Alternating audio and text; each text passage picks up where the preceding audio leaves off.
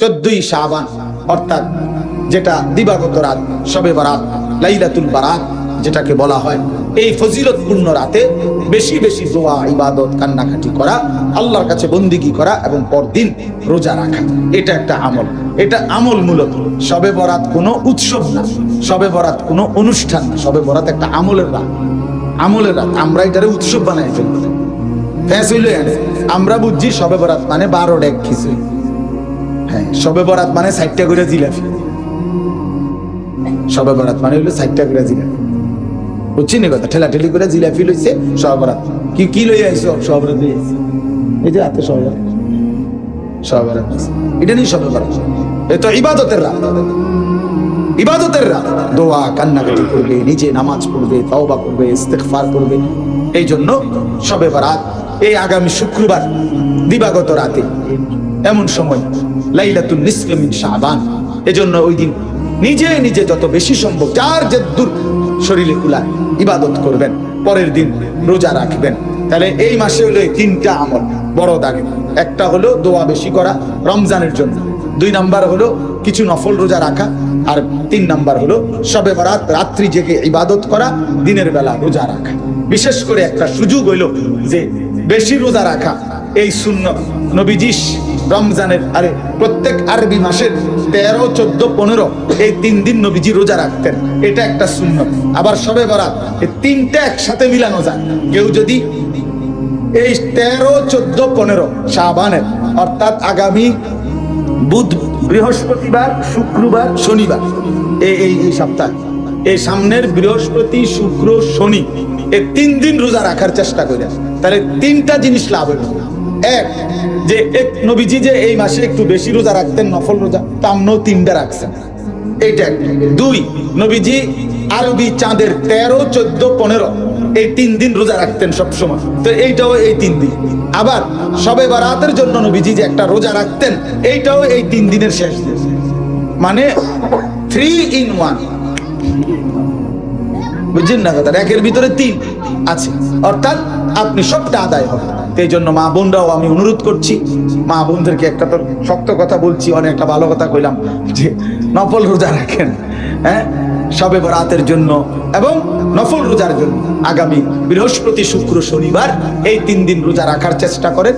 আর রমজান উপলক্ষে ইনশাআল্লাহ নিজেকে প্রস্তুত করে গুনাহ থেকে বাঁচবার সিদ্ধান্ত নেন, ইবাদত আমলের ফিকির করেন, বলেন ইনশাআল্লাহ। এই জন্য আপনাদের কাছে আমার অনুরোধ, নওজোয়ান ভাই তোমাদের কাছেও, রমজানকে সামনে রেখে আমরা প্রস্তুতি নেই ইবাদতের জন্য, আখিরাতের জন্য, নিজেকে জাহান্নাম থেকে বাঁচাবার জন্য, জান্নাতি হওয়ার জন্য। কয়েকটা মোটা মোটা দাগের কাজ হলো। এখন 1 নাম্বার হলো শাবান মাস। এখন এই মাসে বেশি বেশি দোয়া করা যে আল্লাহ রমজান পর্যন্ত হায়াত ভিক্ষা দান করেন, রমজান পর্যন্ত হায়াত দেন, যেন রমজান পেতে পারি। এটা একটা গুরুত্বপূর্ণ আমল। আল্লাহুম্মা বারিক লানা ফি রাজাব ওয়া শাবান ওয়া বাল্লিগনা রমাদান, এটা পড়তে থাকা। অথবা বাংলায় বলেন যে আল্লাহ রমজান পর্যন্ত হায়াত দেন, রমজান পর্যন্ত হায়াত দেন। 2 নাম্বার হলো এই শাবান মাসে, মানে এই মাসে নবী সাল্লাল্লাহু আলাইহি সাল্লাম নফল রোজা রাখতেন বেশি। এজন্য উচিত নবী সাল্লাল্লাহু আলাইহি সাল্লামের এই সুন্নাতের অনুসরণে যাদের সুযোগ হয় 3টা, 4টা, 5টা রোজা রাখা, তাইলে এটা একটা মোবারক আমল। নবীজি সাল্লাল্লাহু আলাইহি সাল্লাম বলছেন রমজানের সম্মানার্থে তিনি এই নফল রোজাগুলো রাখতেন। আল্লাহ তাআলা আলাদাভাবে দেখেন, কোম্পানি, দোকানদার, ব্যবসায়ী সিজনে অতিরিক্ত মাল উঠায়। সিজনে এখন কাপড় চোপড় বেচা হবে অনেক, এই জন্য ব্যবসায়ী স্বাভাবিক সারা বছরের চাইতে আরো 40 লাখ টাকার মাল বেশি উঠাইছে, আরো 30 লাখ টাকার মাল কি উঠাইছে বেশি। রব্বুল আলামিন আল্লাহ তাআলা বলতেছে, বান্দা রমজানে আমি আমার বেশি বান্দারে মাফ করি, রমজানে আমি জান্নাত বেশি দেই, রমজানে আমি জাহান্নাম থেকে মাফ বেশি করি। এজন্য এটা আমার আখিরাতের সিজন। এজন্য সারা বছরের আমলের সাথে অতিরিক্ত আরো আমল আমি এই রমজান উপলক্ষে যোগ দিলাম। ইফতার এটা ইবাদত, সারা বছর এটা আসিল হুদা বুট মুড়ি, এখন এটা ইবাদত। রমজানে এটা হুদা বুট মুড়ি না, না, ইফতার এটা কি ইবাদত। সাহারি, রাত্রে সেহরি খাওয়া, এটা শুধু ভাত গোস্ত না, না, এটা কি ইবাদত। তাসাহহারু ফা ইন্না ফিস সাহুরি বারাকা, নবীজি বলছে সেহরি খাও, এক ডুব পানি হলেও খাও, কেননা সাহরির মধ্যেই বরকত আছে। তাইলে বরকত এটা ইবাদত, তাহলে ইফতার অতিরিক্ত দিলাম ইবাদত, সাহরি অতিরিক্ত ইবাদত, 20 রাকাত পূর্ণ তারাবি অতিরিক্ত ইবাদত, ঠিক কিনা বলেন? রমজান শেষ দশকে শেষ 10 দিনের এতেকাফ অতিরিক্ত ইবাদত, শবে কদরের তালাশ শেষ বেজর রাত্রিগুলোতে অতিরিক্ত ইবাদত। তাহলে কম্প আরো তো আছে, কিন্তু মোটা দাগে 5টা। মোটা দাগে নতুন ইবাদত কয়টা? ইফতার, সাহরি, তারাবি, এরপরে এতেকাফ, এরপরে শবে কদর। শবে কদরের আল্লাহ বলছেন আমি আরো অতিরিক্ত মাল উঠাইলাম। রমজান উপলক্ষে আরো অতিরিক্ত কি উঠাইলাম? আরো মাল উঠাইলাম, আরো ইবাদত উঠাইলাম লগে। আগের গুলো তো আছেই, আগের গুলো তো আছেই, যে সমস্ত গুনাহ বর্জন করা এটা আগের হুকুম। হ্যাঁ, 5 ওয়াক্ত নামাজ পড়া এ তো আগের হুকুম। যাকাত দেওয়া এ তো সারা বছরের হুকুম। এটা তো আছেই, আরো অতিরিক্ত ইবাদত সুযোগ দিলাম। এরপরে আল্লাহ তাআলা বলেন, আমরা যদি জিজ্ঞাসা করি আগের আমল আরো নতুন আমল দিলেন বাড়াই আরো, এটা তো বুঝলাম, কিন্তু পুরস্কার দিবেন কেমন? বিনিময় নেকি দিবেন কেমন? আল্লাহ বলছে হ্যাঁ দেখো শোনো, এইটাও তোমার ভাল লাগেনি, শোনো। আল্লাহ বলেন প্রতিটা নফলকে আমি ফরজ বানিয়ে দিলাম, প্রতিটা ফরজ 70টা ফরজের সমান করে দিলাম।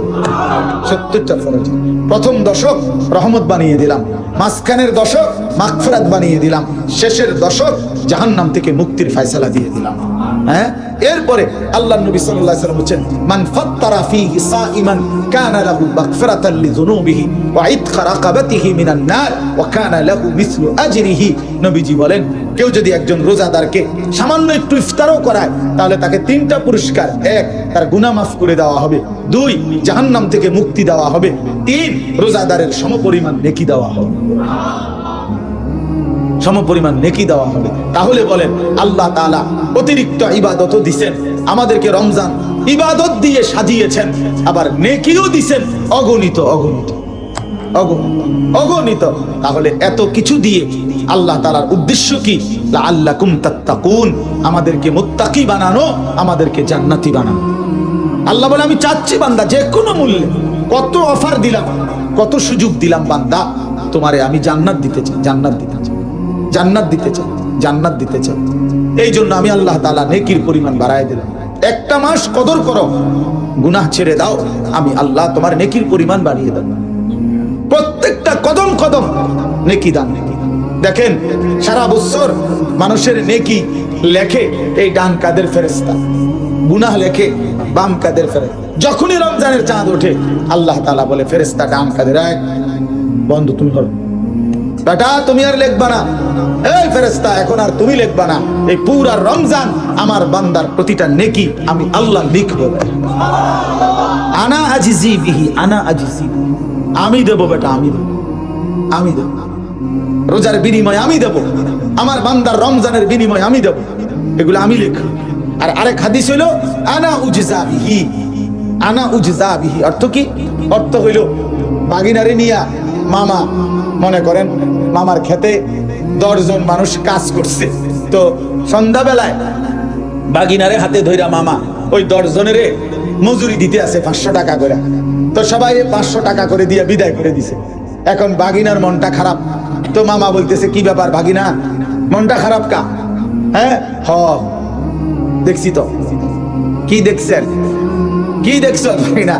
কেমনে তো আমার একটা রামজা দিয়া ধরেন, মহব্বত করেন, আদর করেন, খুব বলে ভালোবাসেন, টেহারি তো সব হেগরেই দিলেন, আমারে তো 5টা টাকাও দিলেন না। এই তখন মামা জড়ায় ধরে বলে আহা বাগিনা তুমি বুঝলে না, ওরা তো 500 করে নিয়ে গেছে গা, আমি পুরা মামাটাই তো তোমার, আমি পুরাটাই তো কি তোমার। আল্লাহ তাআলা বলে রোজাদার সারা বছর তো আমি হিসাব করে করে নেকি দিছি, রমজান মাসে না আমি নিজেই তোমার, আনা উজজা বিহি, আমি আল্লাহ তোমার হয়ে গেলাম। যা যে তু মেরা তো সব মেরা, ফলক মেরা জমিন মেরা। যখন আল্লাহ আমার তো সব আমার, আসমানও আমার, জমিনও আমার। তো আল্লাহ তাআলা এইভাবে বিনিময় দেয়, এইভাবে বিনিময় দেয়। কথা কয় আমরা, কথা এটা প্লাস্টিক কথা কারবে না, না এসে কথা বলো, তুমি দূরে না গিয়ে কথা বলবে। তাইলে এই জন্য বলেন এটা বুঝা উচিত। বসো না বাপ, তোমরা বসো, শেষ, আমার কথা শেষ। এই জন্য বললাম আমরা মাহে রমজান সামনে, আপনাদের কাছে আমার বিনীত অনুরোধ, প্রিয় নওজওয়ান তোমাদের কাছে অনুরোধ, একটা ছেলে, আমি জানি বাবা সবাই সমান তালে বোঝে না, সবাই সমান তালে পাত্তা দেয় না, সবাই সমান তালে পাত্তা দিবেও না। নবী সাল্লাল্লাহু আলাইহি ওয়াসাল্লামের ইন্তেকাল পর্যন্ত 23 বছরে নবী সাল্লাল্লাহু আলাইহি ওয়াসাল্লাম বলার পরেও সবাই সমান তালে ইমানদার হয়ে গেছে তো এটা কোনো অসুবিধা নেই। সবাই শুনবে, এটা আমরাও জানি শুনবে না, কিন্তু কেউ না কেউ শুনে, কারো না কারো দিলে লাগে। অব্যাহত বলতে গেলে এক পাথরের উপরও লাগাতার ধারাবাহিক বৃষ্টির পানি পড়লে একদিন ঠিকই দেখা যায় ওই পাথরের মধ্যে একটু ছিদ্র হয়ে গেছে, ডাইবা গেছে পাথরটা। এই জন্য আল্লাহর কথা ধারাবাহিক, কারো না কারো দিলে লাগে, বিফলে যায় না, বিফলে যায় না। আমাদের আসলে আখিরাত মেইন বিষয়, আমাদের প্রস্তুতি হলো আখিরাত, আমাদের প্রস্তুতি হলো কবর, হাসর, মিজান, ফুলসিরাত। বাস্তব কথা বাপ, হৃদয় দিয়ে এটা অনুভব করেন, আমাদের প্রস্তুতি হওয়ার কথা আখিরাতের। আর সেই প্রস্তুতির জন্য, আখিরাতের জন্য, পরকালের জন্য, মৃত্যু পরবর্তী জিন্দেগির জন্য সর্বশ্রেষ্ঠ সিজন, মৌসুম মাহে রমজান। মাহে রমজান, এই জন্য সেই মাহে রমজান আর মাত্র সর্বোচ্চ 21 থেকে 22 দিন, 7 দিন চলে গেছে আজকে। তাহলে 28-এ এই মাস হলে 21 দিন, আর 1 মার্চ অথবা 2 মার্চ রমজান। তাহলে আর মাত্র 21 থেকে 22 দিনের ব্যবধানে মাহে রমজানের চাঁদ উঠবে ইনশাআল্লাহ। এই মুহূর্তে আমাদের সর্বোচ্চ উচিত দিল থেকে মানসিকভাবে প্রস্তুতি নেওয়া যে আমি আমার জীবনের ঘাটতি, আমি রমজানে কাইদা কাইটা, আল্লাহ যদি আমার হায়াত দেয়, আমি রমজানে কাইদা কাইটা দোয়া করে, ইস্তেগফার করে, তওবা করে আমি গুনাহ মাফ করাইয়া নেব, আর আমার আখিরাতের জন্য জান্নাতের ব্যবস্থা করা, পরকালের পুঁজি সংগ্রহ করার সর্বোচ্চ চেষ্টা করব। এটা একটা সিদ্ধান্ত, একটা শপথ নেওয়া উচিত, শপথ নেওয়া উচিত, নাইলে হবে না। হিম্মত ছাড়া কোনো কিছু হয়। একেবারে আদনা থেকে আদনা কাজেরও মানুষ দিলের মধ্যে না করে, এটা একটা সূক্ষ্ম কথা মনে রাখেন। কোনো মানুষ মনে করেন এখন আমি ফেসাব করব, এই কথাটাও মানুষের দিলে আগে আসে, তারপরে সে এটাকে কি করে বাস্তবে পরিণত করে।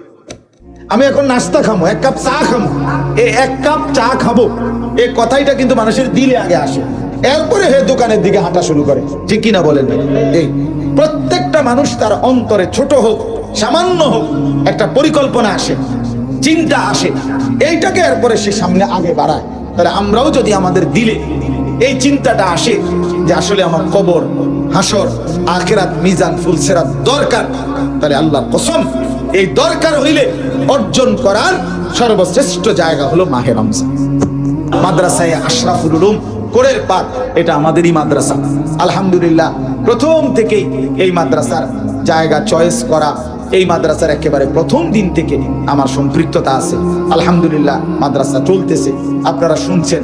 মাদ্রাসা এখন নাজারা বিভাগ চালু হয়েছে, ইনশাআল্লাহ আগামী কিছুদিনের মধ্যে 4 মাস 6 মাস 3 মাসের মধ্যে আশা করি ইনশাআল্লাহ হিফজখানা এখানে চালু হবে।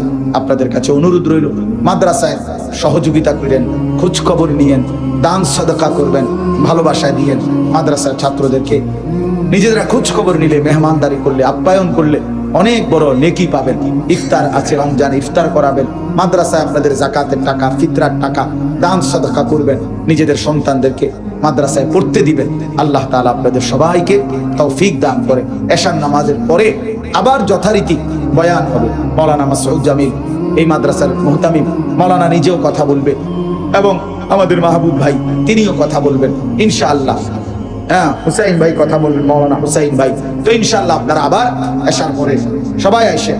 আর একটা ছোট্ট কথা হলো, নওজওয়ানদের জন্য আগামীকালকে আমার মাদ্রাসায় আশরাফুল উলুম ময়নামতি, যেখানে আমার মাদ্রাসা, ওইখানে শুধু 16 বছর থেকে 30 বছরের নিচে যাদের বয়স, তাদের জন্য আলাদা সকাল 10টা থেকে আসর পর্যন্ত কিশোর তরুণ যুবকদের জন্য ইসলাহি মজলিস হবে, বিশেষ আলোচনা হবে। শুধু তাদের রমজানকে সামনে রেখে চরিত্র গঠনমূলক ইসলাহি মজলিস, 16 বছর থেকে 30 বছর বয়সী যারা, তাদের জন্য সকাল 10টা থেকে আসর পর্যন্ত 4:30 পর্যন্ত ওইখানেই দুপুরের খানা খাওয়ানো হবে। এবং আমার শায়েখ আল্লামা মুফতি মুশতাকুন নবী কাসিমি হুজুর আসবেন, আল্লামা মুফতি আমজাদ হোসাইন সাহেব উনি বয়ান করবেন, এরপরে হযরত মাওলানা মুফতি ইউসুফ বিন ইকবাল তিনি বয়ান করবেন, আমাদের কুমিল্লা ক্যান্টনমেন্টের একজন বড় ডাক্তার মিজানুর রহমান দাওয়াত ও তাবলীগের আমাদের সাথী তিনি বয়ান করবেন, এবং আমি নিজেও ইনশাআল্লাহ থাকবো আমার মাদ্রাসার মজলিস। আবার আসরের পর থেকে রাত্রে এসা পর্যন্ত সবার জন্য আম মজলিস হবে, একবারে যার যত বয়স 200 বছর হোক আর 400 বছর হোক, আপনার সবার জন্য কি আম দাওয়াত ওইটাও আছে আসরের পরে। আর 10টা থেকে 4:30 কিশোর তরুণ যুবক 16 থেকে 30 বছর বয়সী যারা, তাদের জন্য। এই জন্য তোমরা যারা নওজোয়ান আছো সুযোগ থাকলে যাওয়ার চেষ্টা করো। কালকে 10টার আগে আগেই পৌঁছতে হবে, পরে গেলে আর বসতে দেওয়া হবে না। হ্যাঁ, এটাই সিস্টেম। আল্লাহ তৌফিক দান করুন।